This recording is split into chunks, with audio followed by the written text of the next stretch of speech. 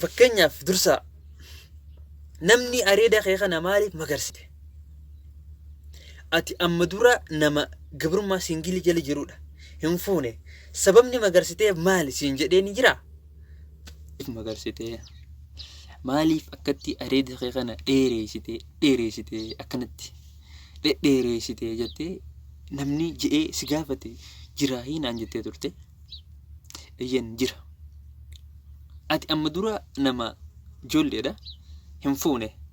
Facebook keenyaa laallu jalatti single jettee jirta. Single jechuun nama qeentee amma namaa walitti hin ida'amin jechuudha. Jetteen na gaafattee iyyan na gaafatee jira. Akkaan jeenan hangasattuu ammaaf sheekallee jechuu diddan muxawwallee jechuu diddan uumaa maqum xiyyaanne yaama kara boodaatiif anaatti deemee sirreeffata. Hanqasitti gaa ammaaf sheekummaa muxawwummaa yoo narraa mulqitan tafaraan baddee sanarraa mulquu hin dandeessan jechuudha. Tarmaan isin mirkaneessa isinii galee waan akkanaati.